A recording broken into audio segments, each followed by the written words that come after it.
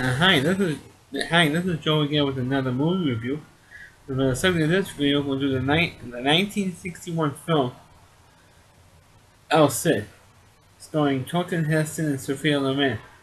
And of course, this movie is kind of a classic. This is the only time that this movie is on DVD. It's the one I'm holding. Of course, this movie is, of course, based on a true story about the 11th century Spanish warrior, uh, El Cid, who fought to unite Spain. And of course, this movie, the reason why this movie took about like 2008, I think it was 2008, 2009, to when this movie came out on DVD. And of course, movies has been, DVDs has been around for a long time, for almost over 10 years at that point.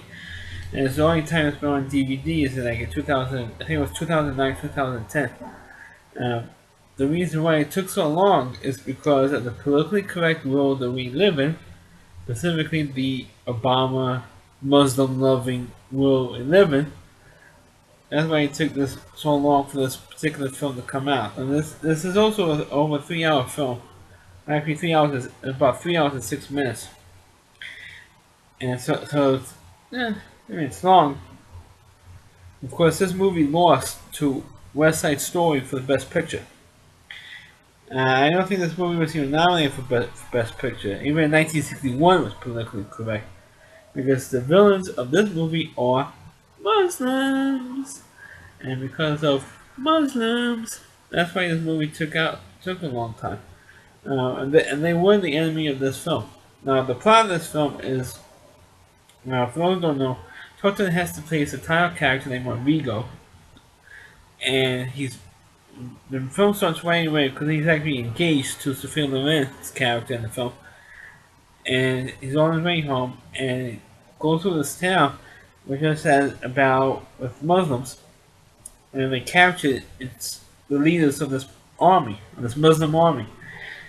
And well, they were not called Muslims; they're called Moors. I think at that time they called them Moors at that time, and back in the 11th century.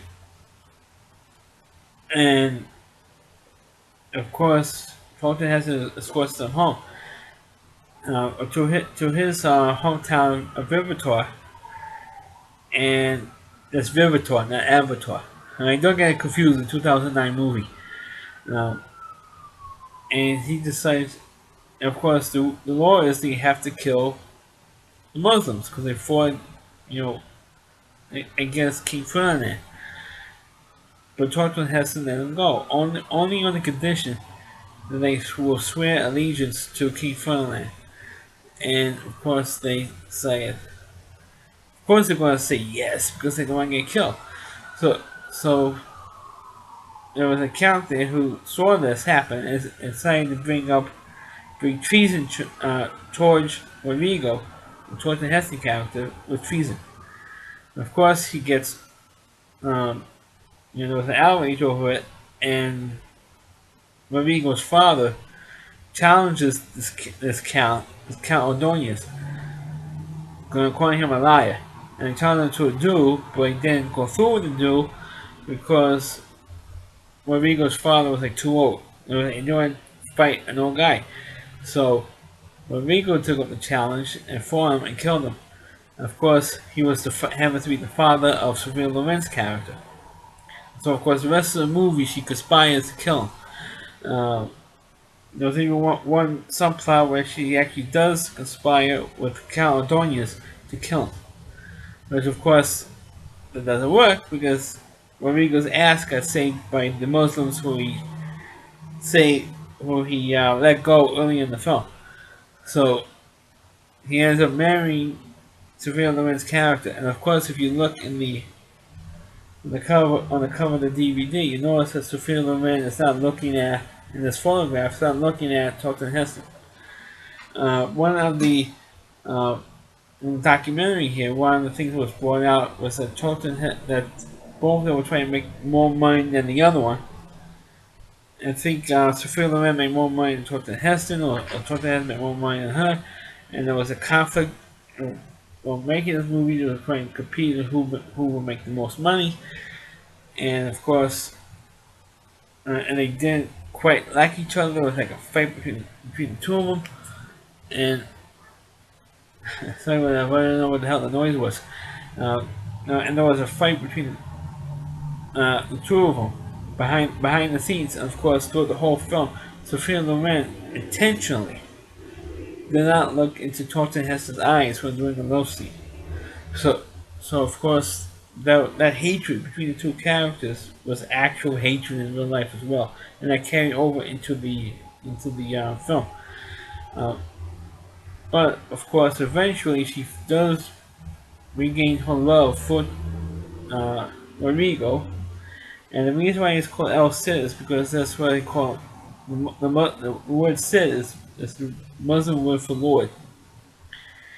And because of the fact that he saved these Muslims, or spared these Muslims' lives in the beginning of the film. And so, of course, those Muslims created a whole army and followed Rodrigo wherever he went and protected him and fought for him throughout the rest of the film.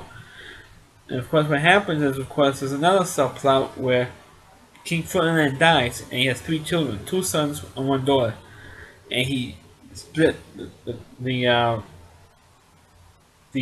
country between the three of them.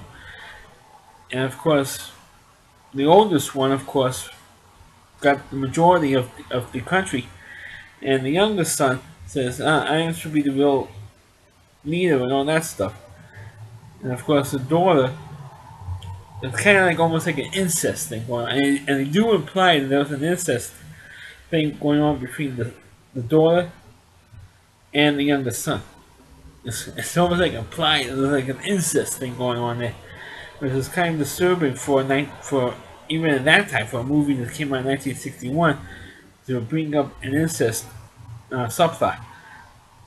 But anyway, the two sons end up fighting out, and the youngest son ends up.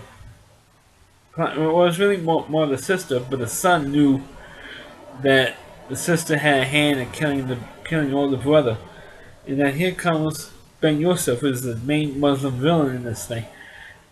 To invade, oh, since the two brothers are fighting it out, this is when Spain is at its weakest, and we can invade Spain and take over Spain and eventually all of Europe. And of course, you have all this Allah stuff going on. And it's a glory to Allah, you know. Only Allah is the one true God, like the Muslims today do. I mean, it doesn't change from the 11th century to now with the Muslim thing. So of course, what happens? Of course, Al Cid comes in, and his army pretty much saves the day and saves Spain from the Muslims. So, but I mean, and I will give away practically much the whole film, but you know the whole film can be summed up in less than 10 minutes, which is what the length of this video is less than 10 minutes now.